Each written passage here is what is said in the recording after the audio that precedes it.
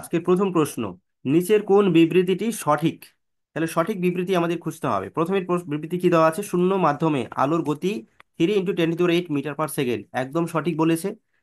বিভিন্ন রঙের জন্য আলোর গতি বিভিন্ন হয়, বিভিন্ন মাধ্যমে আলোর গতি ভিন্ন হয়। তাহলে এই অপশনটা সঠিক বলেছে, মানে এখানে টিক দিলে শুধুমাত্র হবে না, কারণ এখানে বাকি অপশন দুটো ঠিক আছে। তাহলে সুতরাং আমাদের এখানে অপশন উত্তর হবে অপশন ডি, উপরের সবগুলোই সঠিক বিবৃতি।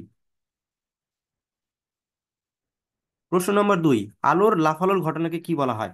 মানে যে লাইট যে বাউন্সিং করে, লাইট আমি এখানে টর্চ দিয়ে লাইট লাইট দিলাম একটা মাধ্যমে, এটা একটা তল, একটা কাঁচ, একটা আয়না, যে কোনো কিছু একটা হতে পারে। এখান থেকে এই আলোটা এখান থেকে লাফ দিয়ে আবার এরকম করে চলে গেল। তাহলে এই ঘটনাটাকে আমরা কি বলবো? এই ঘটনাটাকে আমরা কি বলি? এই ঘটনাটাকে আমরা বলি হচ্ছে আলোর প্রতিফলন। আলোর প্রতিফলন, এই তলটাকে আমরা বলি প্রতিফলিত তল। আর এটা হচ্ছে আপতিত রশ্মি। এই রশ্মিগুলোকে বলবো আমরা প্রতিফলিত রশ্মি। আর এই তলটাকে বলবো আমরা প্রতিফলক তল। তাহলে প্রতিফলক তল থেকে আপতিত রশ্মি প্রতিফলক তলে প্রতিফলিত হয়ে যে কোণ উৎপন্ন করে, সেই কোণগুলোকে আমরা কি বলবো? সেই কোণগুলোকে আমরা বলবো হচ্ছে আপতন কোণ আর প্রতিফলন কোণ। তাহলে আপতিত রশ্মির ক্ষেত্রে হবে যেটা কোণ, সেটা আপতন কোণ। আর প্রতিফলিত রশ্মির সঙ্গে যে কোণটা হবে সেটা হবে প্রতিফলন কোণ। প্রশ্ন নাম্বার 3, একটি বস্তুর রং এটি দ্বারা প্রতিফলিত রং, তাই একটি লাল জুতোকে নিচে লেখাগুলির মধ্যে বক্তব্যটি ভুল বক্তব্যটি চিহ্নিতকরণ করতে হবে।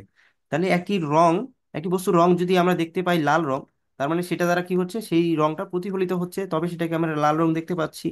ঠিক বলেছে। এবার এটা সপেক্ষে এখান থেকে চারটা অপশনের মধ্যে কোনটা অপশন ভুল বলা আছে সেটা আমাদের চেক করতে হবে।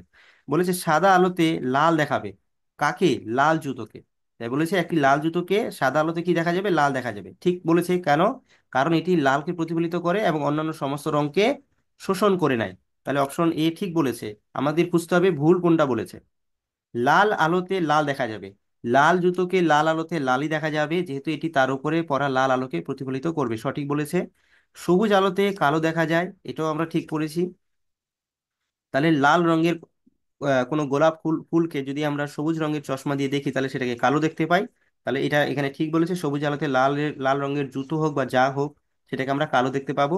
এটাও ঠিক বলেছে। তাহলে অপশন ডি অবশ্যই সেটা ভুল বলা থাকতে হবে। লাল আলো না থাকলে সবুজ আলোতে লাল দেখা যেত না, লাল আলো না থাকলে লাল কি করে আসবে? তাহলে এইটা এখানে বিবৃতিটা ভুল আছে, আর আমাদের এই ভুলটাই খুঁজতে হবে। তাহলে এখানে সঠিক আনসার ডি হবে। প্রশ্ন নাম্বার 4, রংধনু বা রামধনু গঠনের কারণ কি? রামধনু গঠন হয় কিসের মাধ্যমে? জলের ফোঁটার মাধ্যমে। বৃষ্টির পরে সাধারণত আমরা যেদিকে সূর্য আছে তার উল্টো দিকে আমরা রংধনু বা রামধনু দেখতে পাই। তাহলে কেন দেখতে পাই? কারণ বৃষ্টির পড়ার ফলে বায়ুতে যে কণাগুলি ছিল, ধূলি কণাগুলি ছিল, সেখানে কি হচ্ছে? জলবিন্দুগুলো জলবিন্দু হয়ে ভেসে বেড়াচ্ছে খুবই ছোট ছোট আকারের। এবং সেই জলবিন্দুগুলো বা জলের ফোঁটাগুলি থেকে সূর্যের আলো কি হচ্ছে? প্রতিফলন হচ্ছে, পূর্ণ প্রতিফলন হচ্ছে, প্রতিসরণ হচ্ছে এবং ডিসপারশন হচ্ছে। তো বিচ্ছুরণ হচ্ছে, তিনটা কন্ডিশনই হয়। তো এখানে দেখবো তাদের মধ্যে কোনটা আছে। জলের ফোঁটা দ্বারা কি হবে? সূর্যালোকের প্রতিফলন হবে, অভ্যন্তরীণ পূর্ণ প্রতিফলন হবে, প্রতিসরণও হবে। তাহলে অপশন ডি সঠিক উত্তর। প্রতিফলন আমরা এখনই বুঝলাম যে একটা প্রতিফলক তল থেকে যদি একটা আপতিত রশ্মি প্রতিফলিত হয় এবং তাদের কোণ যদি সমান হয়, তাহলে সেটাকে আমরা বলি প্রতিফলন। তো প্রতিফলন আমরা বুঝতে পেরেছি, এটা প্রতিফলন। এবার প্রতিসরণ আমরা এখনো বুঝিনি, প্রতিসরণটা আমরা পরবর্তীতে দেখবো প্রতিসরণ কাকে বলে। 5 নম্বর প্রশ্ন, আকাশে একটি তারা জ্বলজ্বল করছে বা মিটমিট করছে, এটা কিসের জন্য করছে? যখনই দুই ধরনের প্রশ্ন হবে, একটা হচ্ছে একটা জিনিসকে আমি অরিজিনাল জায়গাতে নেই তাও দেখতে পাচ্ছি, মানে প্লেসটা ডিফার করছে, একটা কন্ডিশন। আরেকটা কন্ডিশন কি হবে? রং, বিভিন্ন রঙের আমরা দেখতে পাচ্ছি। যেমন কি সূর্য ওঠার আগেই আমরা সূর্যকে দেখতে পাই, এটা একটা কনসেপ্ট, মানে দেখা নিয়ে প্রশ্ন হচ্ছে, অবস্থান নিয়ে প্রশ্ন হচ্ছে। সূর্য ওঠার আগে আমরা সূর্যকে দেখতে পাচ্ছি, বা সূর্য ডুবে যাওয়ার পরেও আমরা সূর্যকে দেখতে পাচ্ছি। এটা কি কন্ডিশন হলো? সূর্যের অবস্থান সম্পর্কিত একটা কন্ডিশন হলো। তাহলে এটা গেল একটা কথা।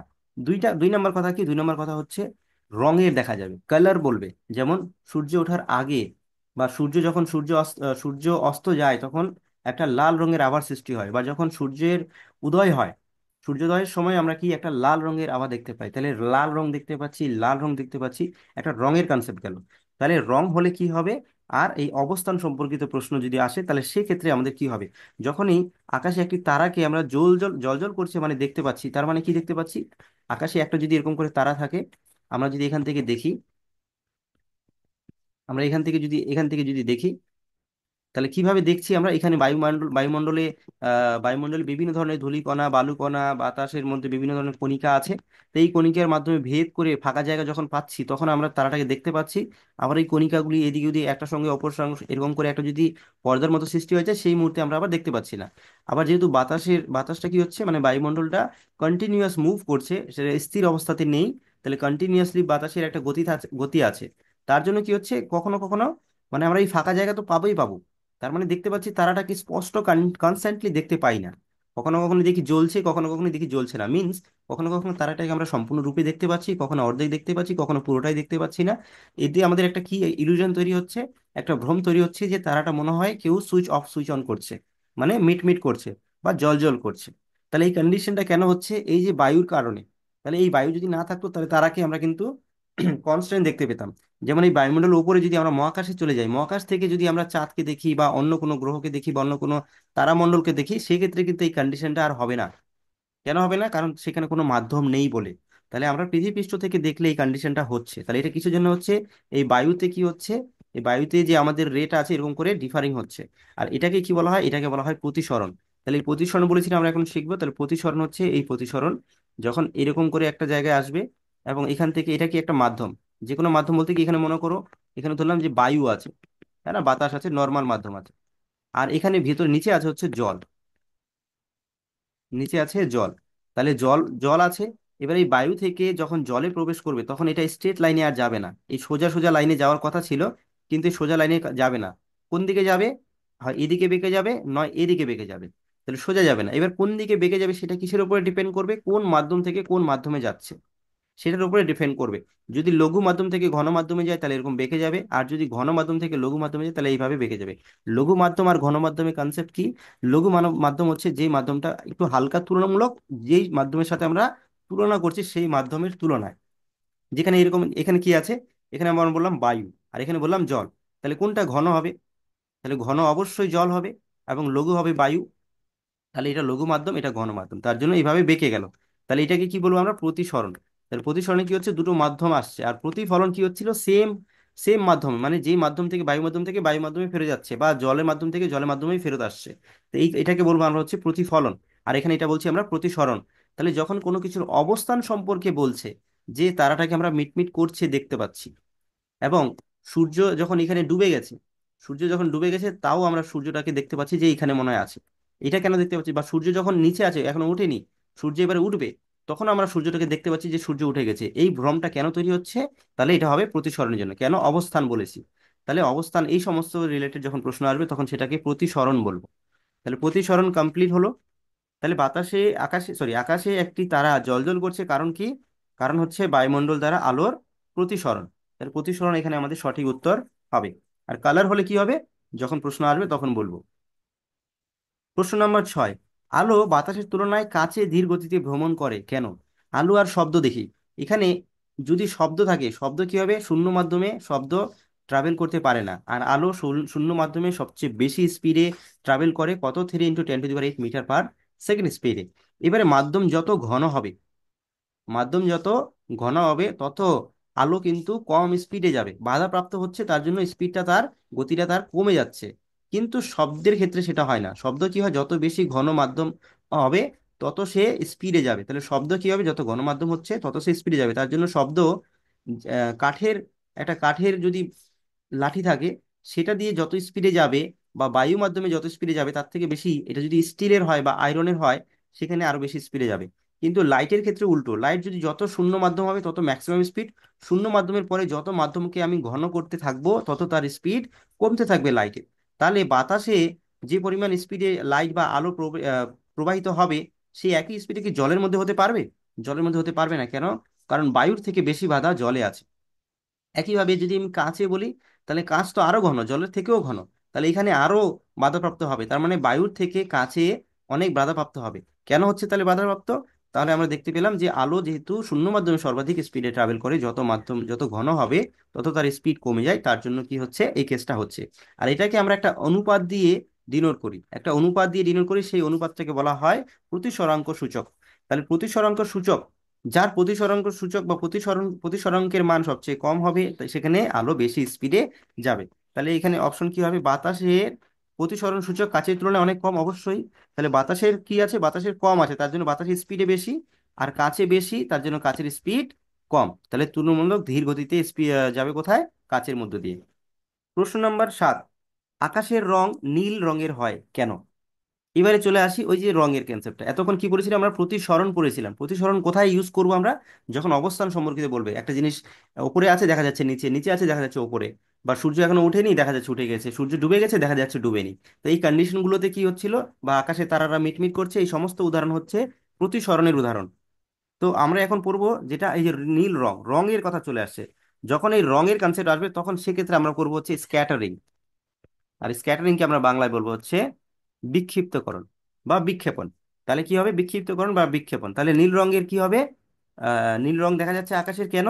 তাহলে বিক্ষেপণের জন্য। এবার এখানে দুটো অপশন আছে বিক্ষেপণের। তাহলে দেখতে হবে কি কি আছে, একটা আছে বায়ুমণ্ডলের সূর্যালোকের ছোট তরঙ্গ দৈর্ঘ্যের বিক্ষিপ্তকরণ, আর দীর্ঘতর তরঙ্গ দৈর্ঘ্যের বিক্ষিপ্তকরণ। তরঙ্গ দৈর্ঘ্য ল্যামডা দিয়ে আমরা প্রকাশ করি।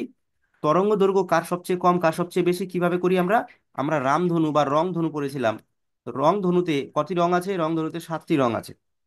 কি কি রং আছে? বে থেকে বেগুনি, নি থেকে নীল, আ থেকে আকাশী, স থেকে সবুজ, হ থেকে হলুদ, ক থেকে কমলা, আর ল থেকে লাল।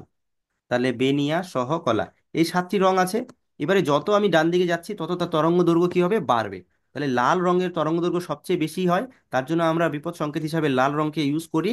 আর বেগুনি রঙে সবচেয়ে কম হয়, এবং নীল রঙেরও কাছাকাছি, বেগুনির কাছাকাছি হয়। তাহলে এই দুটো রং কি হয়, এই দুটো রং যদি বেশি বিক্ষিপ্ত হয়ে যাবে, কারণ তাদের তরঙ্গ দৈর্ঘ্য কম। তো এদের ছোট ছোট যে তরঙ্গগুলো আছে, মানে ছোট যে তরঙ্গ দৈর্ঘ্যগুলো আছে, তাদের বিক্ষিপ্তকরণের জন্য আমরা আকাশের রংকে নীল রঙের দেখতে পাই। প্রশ্ন নম্বর 8, যদি 6 ওহম মাত্রার দুটি রেজিস্টার সিরিজ কম্বিনেশনে বা শ্রেণী সমবায়ে সংযুক্ত থাকে, তাহলে সার্কিটের সমতুল্য রোধ কত হবে? তাহলে দুটো জিনিস হয়, একটা হচ্ছে সিরিজ কম্বিনেশন হয়, আর একটা হচ্ছে প্যারালাল কম্বিনেশন হয়। সিরিজ কম্বিনেশন মানে শ্রেণী সমবায়, আর একটা হচ্ছে প্যারালাল কম্বিনেশন বা সমান্তরাল সমবায়। এই দুটো হয়। একটা হচ্ছে সিরিজ বা শ্রেণী সমবায়, এটাকে বাংলায় যদি আমরা বলি তাহলে কি আসবে, শ্রেণী সমবায়। আর একটা প্যারালাল থেকে আসবে, সেটা হচ্ছে সমান্তরাল সমবায়। তাহলে দুটো কন্ডিশন, সিরিজ আর হচ্ছে সমান্তরাল।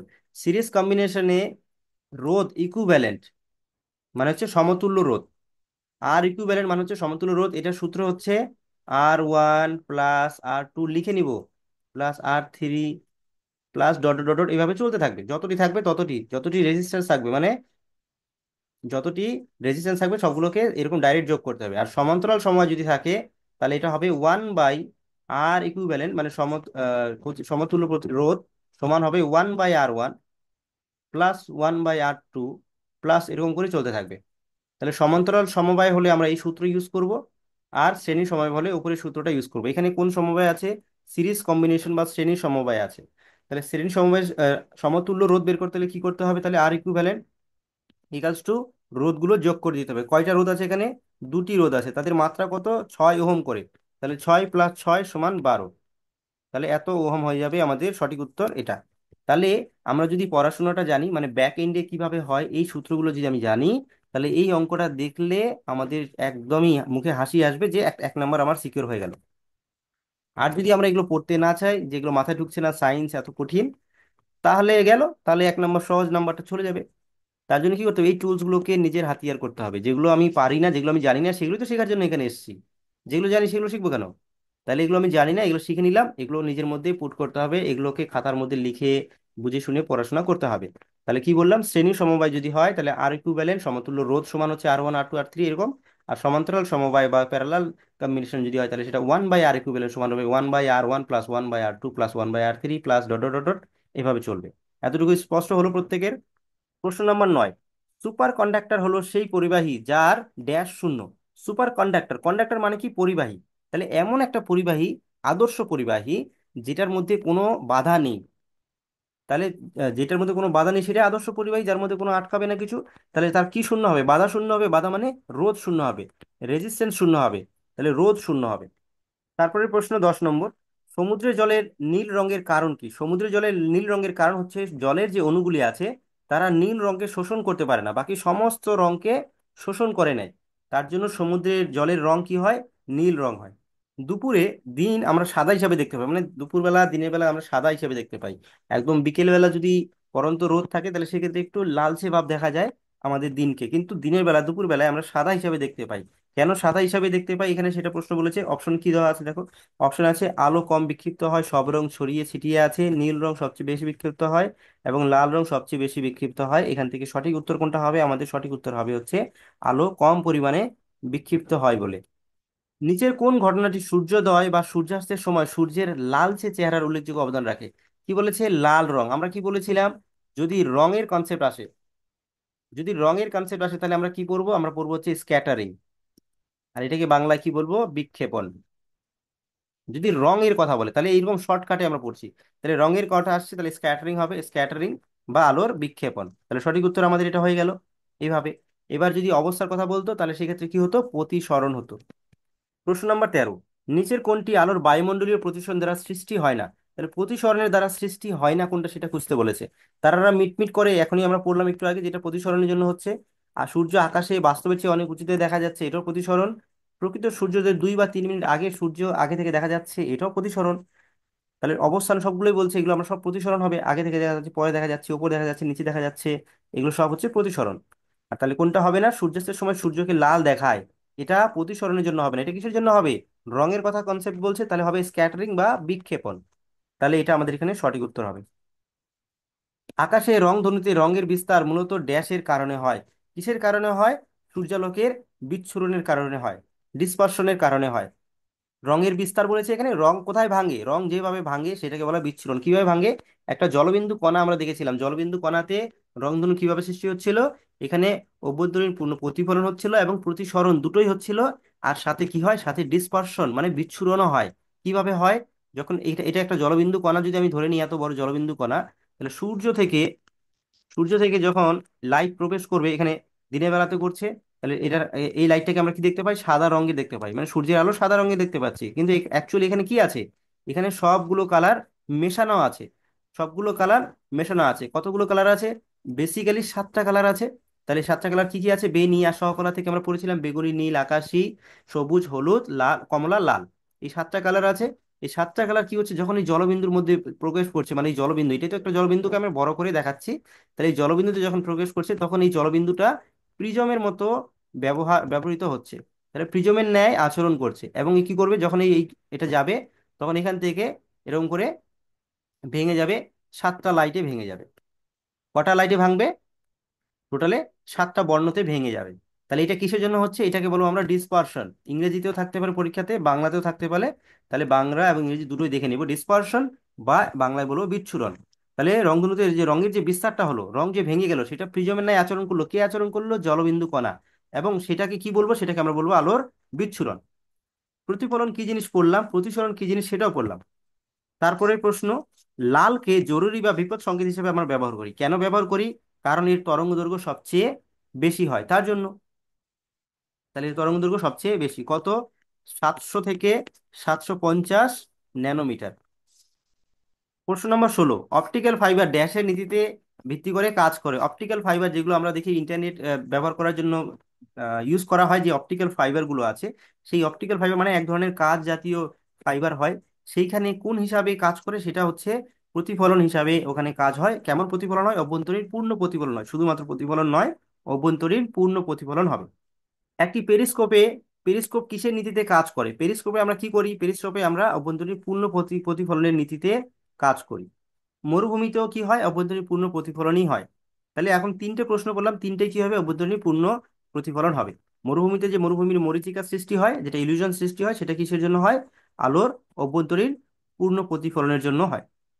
এবারে সিএফএল, আগেকার দিনে আমরা যে সমস্ত সাদা আলোগুলো ব্যবহার করতাম, যেখানে পেছানো পেছানো লাইট থাকতো, সেই লাইটগুলোকে কি বলা হয়? সেই লাইটগুলো হচ্ছে সিএফএল। এরকম করে যুক্ত হয়ে, এরকম করে বিভিন্ন ধরনের থাকতো একটা হোল্ডারের সঙ্গে যুক্ত হয়ে। তাহলে এই লাইটগুলো ছিল, সেগুলো ছিল হচ্ছে সিএফএল। সিএফএল এর পুরো অর্থ কি? Compact fluorescent lamp. তাহলে কম্প্যাক্ট ফ্লুরোসেন্ট ল্যাম্প, এটা হচ্ছে সিএফএল। এই সিএফএল থেকে একটা ক্ষতিকর রশ্মি নির্গত হয়, সেটা হচ্ছে আলট্রা ভায়োলেট রে। আলট্রা ভায়োলেট মানে অতি বেগুনি রশ্মি। আর এই অতি বেগুনি রশ্মি আমাদের কি করে? আমাদের স্কিনকে ড্যামেজ করে। শেভিং করার আয়না, প্রথমত মনে রাখতে হবে, একটা হচ্ছে লেন্স, একটা হচ্ছে দর্পণ বা আয়না। তাহলে দর্পণের কনসেপ্ট আর লেন্সের কনসেপ্ট টোটালটি অপোজিট। যদি যেখানে আমরা মনে হবে যে উত্তল লেন্স হবে সেখানে তাহলে তার পরিবর্তে আমরা যদি আয়না ব্যবহার করি তাহলে সেক্ষেত্রে সেটাকে অবতল দর্পণ বলতে হবে। তাহলে এই হিসাবে কাজ করে। তাহলে আমরা শেভিং করার আয়না এটা কি ধরনের হবে? প্রথম কথা হচ্ছে, আমরা যদি লেন্সটাকে মনে রাখতে পারি, শেভিং করব আমরা, তার মানে কি আমাদের যে ছোট মুখের যে অঞ্চলটা আছে সেটাকে যেন বড় দেখা যায়, যাতে করে আমাদের শেভ করতে অনেক সুবিধা হবে। তাহলে ছোট জিনিসকে বড় দেখাতে হবে, ছোট জিনিসকে বড় দেখাতে গেলে উত্তল লেন্স দরকার হয়, যেটাকে আমরা সাধারণ ভাষায় আতশ কাঁচ বলে চিনি। তাহলে ছোট জিনিসকে বড় দেখাতে গেলে কোন ধরনের লেন্স লাগবে? লেন্স লাগবে উত্তল লেন্স। তাহলে সেই জিনিসটা যদি আয়নার মাধ্যমে করতে হয়, তাহলে আয়নাটা হতে হবে তার অপোজিট, অবতল দর্পণ। তাহলে এখানে এটা হয়ে গেল অবতল দর্পণ। কনসেপ্ট ক্লিয়ার হলো প্রত্যেকের? প্রশ্ন নম্বর 21, যানবাহনের হেডলাইটে কোন ধরনের, আবার বলেছে এখানে আয়না বা দর্পণ, দর্পণও লেখা থাকতে পারে। তাহলে যানবাহনের হেডলাইটে কোন ধরনের আমরা ব্যবহার করব? এখনই যেটা করেছি সেটা হচ্ছে অবতল দর্পণ। অবতল লেন্স, এতক্ষণ দর্পণ করেছি, এবারে চলে আসে লেন্স। অবতল লেন্স সর্বদা একটি চিত্র তৈরি করে, কেমন চিত্র করে? অবতল লেন্স কেমন চিত্র তৈরি করে সেই চিত্রটা এখানে আমাদের বলতে বলছে। অবতল লেন্সের মাধ্যমে যে চিত্রটা পাই আমরা, সেটা আমরা ভার্চুয়াল পাই, ভার্চুয়াল মিন্স অবাস্তব পাই, এবং সেটা কি পাই? উলম্ব পাই, বা একদম সোজাসুজি থাকে। তাহলে কি হবে? অবাস্তব এবং উলম্ব হবে। প্যারাবোলিক আয়না, প্যারাবোলিক দর্পণ ব্যবহার করা হয় কোথায়? প্যারাবোলিক দর্পণ ব্যবহার করা হবে গাড়ির হেডলাইটে। এবারে নিচের কোন ধাতুটি বৈদ্যুতিক ইস্ত্রিতে গরম করার উপাদান হিসেবে ব্যবহৃত হয়? তাহলে আমরা বৈদ্যুতিক আয়রন বা আয়রন হিটারে আমরা কি করি? একটা কয়েল ব্যবহার করি, সেখানে কোন ধরনের ধাতু আমরা ব্যবহার করি? অ্যাকচুয়ালি সেখানে আমরা ব্যবহার করি হচ্ছে নিকেল এবং ক্রোমিয়ামের নাইক্রোম। ঠিক আছে, একটি সংকর ধাতু, নিকেল এবং ক্রোমিয়াম মিশিয়ে তৈরি হয় নাইক্রোম। আর টাংস্টেন কোথায় ব্যবহার করি? আমরা টাংস্টেন ব্যবহার করি বাল্বের যে ফিলামেন্টে। কুণ্ডলী থাকে বাল্বের ভেতরে, বা বাল্বের যে ফিলামেন্ট থাকে, সেই ফিলামেন্টে আমরা টাংস্টেনকে ব্যবহার করি। এই টাংস্টেনকে ডাব্লু দিয়ে প্রকাশ করা হয়। আর নাইক্রোম নিকেল এবং ক্রোমিয়াম মিশিয়ে তৈরি হয় নাইক্রোম। প্রশ্ন নম্বর 25, নিম্নলিখিতের মধ্যে বিদ্যুতের সর্বোত্তম পরিবাহী, মানে বিদ্যুতের একদম সর্বোত্তম পরিবাহী সেটিকে, সেটি হচ্ছে সিলভার। এবং দ্বিতীয় সর্বোত্তম বললে হবে তামা। সর্বোত্তম বলে সিলভার, দ্বিতীয় সেকেন্ড যদি বলা হয় তাহলে সেটা হবে তামা। একটি যন্ত্র যা দূরবর্তী বস্তু যেমন নক্ষত্র, গ্রহ ইত্যাদিকে দেখতে ব্যবহৃত হয়, সেই যন্ত্রটি কি? সেটা হচ্ছে টেলিস্কোপ। টেলিস্কোপের মাধ্যমে আমরা দেখতে পাই। এবং মাইক্রোস্কোপ কি? খুবই ছোট্ট, একদম ক্ষুদ্র মাপের কণা যেগুলো আমরা খালি চোখে দেখতে পাই না, তাদেরকে দেখার জন্য মাইক্রোস্কোপ ব্যবহার করা হয়।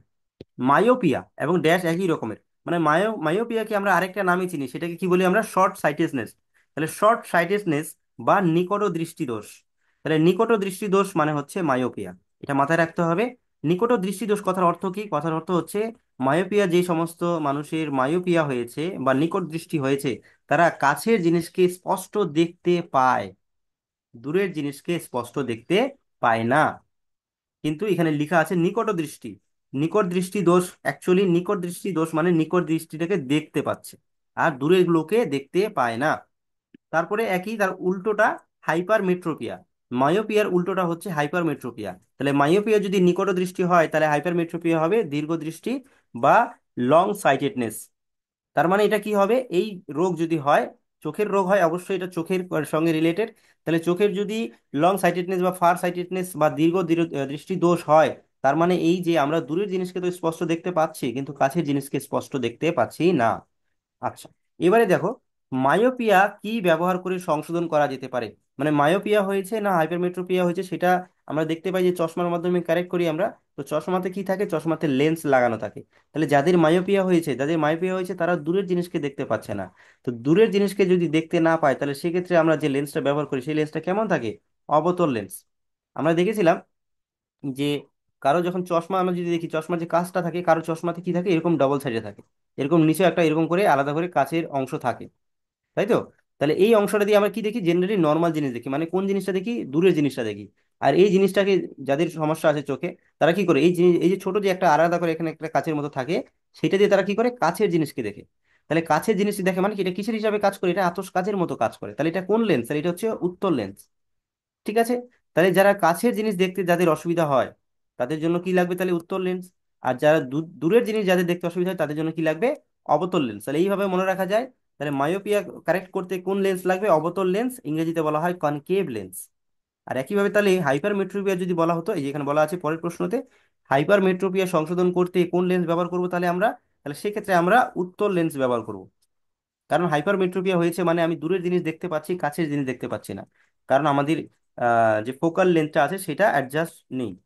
এবারে আরেকটা রোগ আছে হচ্ছে প্রেস বায়োপিয়া। প্রেস বায়োপিয়া কারো যদি হয় তাহলে সেক্ষেত্রে আমাদের কি করতে হবে? প্রেস বায়োপিয়া মানে আমি কাছের জিনিসকেও ঠিকঠাক ভাবে দেখতে পাচ্ছি না, দূরের জিনিসকেও ঠিকঠাক ভাবে স্পষ্ট ভাবে দেখতে পাচ্ছি না।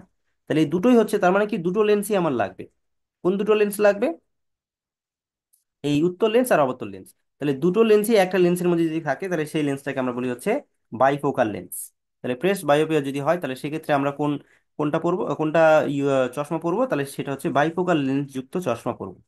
আরেকটা রোগ হয়, বয়স বয়স যত বাড়ে মানুষের তত আমরা কি চোখে ঝাপসা দেখতে পাই, ছানি টাইপের। তাহলে সেটাকে রোগ বলা হয় একটা হচ্ছে অস্টিমাটিজম। এই অস্টিমাটিজম যদি সংশোধন করতে হয় তাহলে সেক্ষেত্রে আমাদের সিলিন্ড্রিক্যাল লেন্স ব্যবহার করতে হবে বা নলাকার লেন্স ব্যবহার করতে হবে।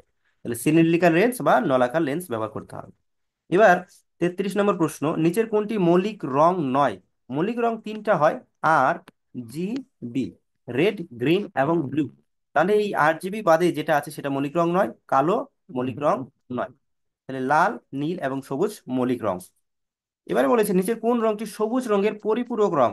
আর তাহলে এই পরিপূরক রং সম্পর্কে ধারণা পেতে গেলে আমাদের একটা ছবি লাগবে, একটা ছবি লাগবে। এই ছবিটা দেখো কি হলো, এটা হচ্ছে রেড, এটা হচ্ছে গ্রিন, এটা হচ্ছে blue.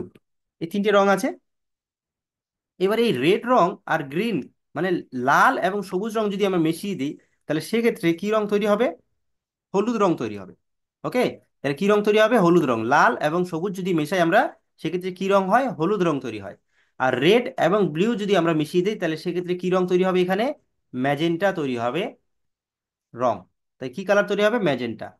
R green and blue মানে সবুজ এবং নীল রং যদি আমরা মিশ্রিত করি তাহলে সেক্ষেত্রে আমাদের কি রং পাবো? আমরা পাবো নীলাভ সবুজ। নীলাভ সবুজ, সায়ান বলবো। তাহলে এইটা পাবো। এবারে তাহলে কি হলো? লাল লাল রঙের পরিপূরক রং কোনটা হলো? এই যে সায়ান হলো বা নীলাভ সবুজ হলো। গ্রিন রঙের পরিপূরক কি হলো? ম্যাজেন্টা হলো। আর ব্লু রঙের পরিপূরক রং কি হলো? হলুদ হলো। এবারে এই লাল রং, সবুজ রং আর নীল রং যদি মিশিয়ে দিই তার মানে এখানে মিশছে, তাহলে এই সবগুলো রংকে যদি মিশিয়ে দিই তাহলে সেখানে কি তৈরি হবে? এখানে সাদা রং তৈরি হবে। বা আমি ম্যাজেন্টা, সায়ান আর ইয়েলো এই তিনটে কালার যদি আমি এখানে মিশিয়ে দিই তাহলে সেক্ষেত্রেও কিন্তু সাদা রঙই পাবো। এটা এই ছকটাকে স্ক্রিনশট নিয়ে নিবে। তাহলে এবারে আমরা প্রশ্নের উত্তর করব দেখি। সবুজ রঙের পরিপূরক রং কি হবে? সবুজ রং, সবুজ রঙের পরিপূরক রং হচ্ছে ম্যাজেন্টা। এবারে তারপরে প্রশ্ন দেখো, তারপরে প্রশ্ন আছে নিচের কোন রংটি নীলাভ সবুজ রং, নীলাভ সবুজের পরিপূরক রং? তাহলে নীলাভ সবুজ রঙের পরিপূরক, নীলাভ সবুজ মানে কোনটা? এইটা। এর পরিপূরক রং কি আছে উপরে উল্টা দিকে? এর উল্টা দিকে আছে হচ্ছে লাল রং। তাহলে এটার উত্তর হবে আমাদের লাল রং। এবারে 36 নম্বর প্রশ্ন দেখো, নিচের কোন রংটি নীল রঙের পরিপূরক? নীল রং আছে এইখানে, তার পরিপূরক উল্টা দিকে কে আছে? হলুদ। তাহলে এর উত্তর হবে আমাদের হলুদ।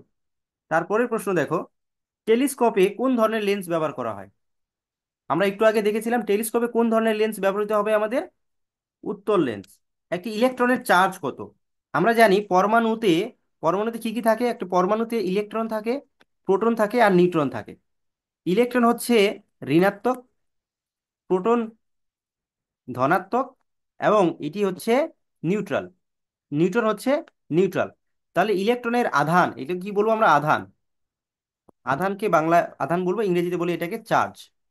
তাহলে প্রোটনের আধান এবং নিউট্রনের আধান কি হবে? প্রোটনের এবং ইলেকট্রনের আধান সেম হবে।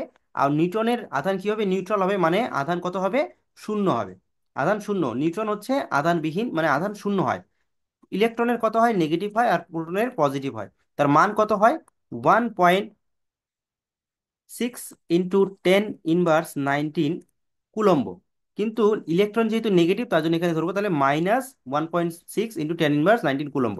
আর প্রোটনের ক্ষেত্রে কি হবে? তাহলে প্লাস হবে, এটা +1.6 × 10⁻¹৯ এত কুলম্ব। তাহলে এটা হচ্ছে প্রোটনের চার্জ বা আধান, ইলেকট্রনের চার্জ বা আধান হচ্ছে এটা। তাহলে এখানে প্রশ্ন কি বলেছে? এক ইলেকট্রনের চার্জ কত? ইলেকট্রনের চার্জ হবে তাহলে -1.6 × 10⁻¹৯ কুলম্ব। এবারে প্রশ্ন 39 নম্বর, আপনি যদি একটি কারেন্ট পরিমাপ করতে চান তাহলে আপনি কোন যন্ত্রটি খুঁজবেন? মানে কোন যন্ত্রটি দিয়ে আমরা কারেন্ট পরিমাপ করতে পারবো? কারেন্ট মানে হচ্ছে তড়িৎ প্রবাহ। তো তড়িৎ প্রবাহের একক কি হয়? অ্যাম্পিয়ার। তাহলে অ্যাম্পিয়ার মান মাপতে গেলে আমাদের কি মাপতে হবে? তাহলে অ্যামমিটার যন্ত্র লাগবে। ব্যারোমিটার দিয়ে প্রেসার মাপবো, থার্মোমিটার দিয়ে তাপমাত্রা মাপবো এবং ভোল্টমিটার দিয়ে ভোল্টেজ মাপবো। টাংস্টেন, টাংস্টনকে কোত্থেকে এসেছিল? ওলফ্রাম ডাব্লিউ থেকে আসে টাংস্টেন। টাংস্টেন একটি বৈদ্যুতিক বাল্বের ফিলামেন্টে বা কুণ্ডলিতে থাকে। কেন ব্যবহার করা হয়? কারণ এর উচ্চ গলনাঙ্ক আছে। এর কি আছে, অনেক হাই গলনাঙ্ক আছে, তবে আমরা এটাকে ব্যবহার করি। অ্যাভাব 3000+, তাহলে 3000, 3200 ডিগ্রির উপরে এর গলনাঙ্ক আছে, মানে তার আগে গলবে না। তার জন্য টাংস্টেনকে আমরা কি করি, বাল্বের ফিলামেন্টে ব্যবহার করি। প্রশ্ন নম্বর 41, ওহমের সূত্রের ক্ষেত্রে বৈধ কোনটি? ওহমের সূত্র V = IR, এবং এই সূত্রটা বৈধ কখন? এই সূত্রটা বৈধ হচ্ছে যখন একটি প্রবাহ থাকবে, একটি প্রবাহ থাকবে বা পরিবাহী থাকবে। তাহলে পরিবাহীর ক্ষেত্রে এটা সত্য। ঠিক আছে। এখানে তাহলে কি আছে, সুপার কন্ডাক্টর, সুপার কন্ডাক্টরে কি থাকে, রেজিস্ট্যান্স থাকবেই না, তাহলে সেটা ওহমের সূত্র হতে পারে না, এটা হবে না।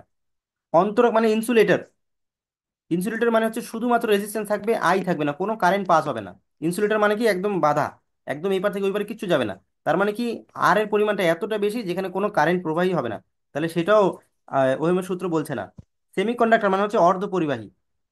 অর্ধ পরিবাহী মিন্স কখনো যাবে কখনো যাবে না, কখনো যাবে কখনো যাবে না, তাহলে এটাও হবে না। তাহলে কিসের হবে, কন্ডাক্টর বা পরিবাহীর ক্ষেত্রে কিন্তু ওহমের সূত্র প্রযোজ্য, তাহলে পরিবাহীর ক্ষেত্রেই ওহমের সূত্র প্রযোজ্য। তারপরে প্রশ্ন 42 নম্বর, একটি পরিবাহীর রোধ কিসের উপরে নির্ভর করে? একটি পরিবাহীর রোধ কিসের উপর নির্ভর করে? পরিবাহীর দৈর্ঘ্যের উপরে নির্ভর করে, পরিবাহীর প্রস্থচ্ছেদের ক্ষেত্রফলের উপর নির্ভর করে, এবং পরিবাহীর উপাদানের উপরও নির্ভর করে। তাহলে একটি পরিবাহীর রোধ কি করে, তার সবগুলোর উপরেই নির্ভর করবে। প্রশ্ন নম্বর 43, যদি 6 ওহম মাত্রা দুটি রোধ সমান্তরাল সমবায়ে সংযুক্ত থাকে, তাহলে তার সমতুল্য রোধ কত হবে? সমান্তরাল মানে আমরা পড়েছিলাম যে প্যারালাল কানেকশন, প্যারালাল কম্বিনেশন, তাহলে সমান্তরাল সমবায়ে যদি যুক্ত থাকে তাহলে তার সমতুল্য রোধ হবে আর ইকুইভ্যালেন্ট ইকুয়ালস টু কি হবে, 1/R1 plus 1/R2 plus dot dot, কিন্তু আমি অতগুলো নিব না, এখানে আমাকে দুটোই বলেছে তাহলে দুটোই লিখলাম। তাহলে 1/R ইকুইভ্যালেন্ট ইকুয়ালস টু কি হবে, 1/6 প্লাস 1/6। এখান থেকে কি করবো, এটা 1/6 1/6 করলে হবে হচ্ছে 1/3। তাহলে এবার কোনাগুনি যদি গুণ করি তাহলে কি হবে, আর ইকুইভ্যালেন্ট ইকুয়ালস টু হবে অনলি 3। তাহলে এখানে আমাদের সঠিক উত্তর হবে 3। একটি ফিউজ তার তৈরি করা হয় কিসের কিসের কিসের মিশ্রণে? টিন এবং সীসার সংকর ধাতুর মিশ্রণে তৈরি করা হয় একটি ফিউজ তার।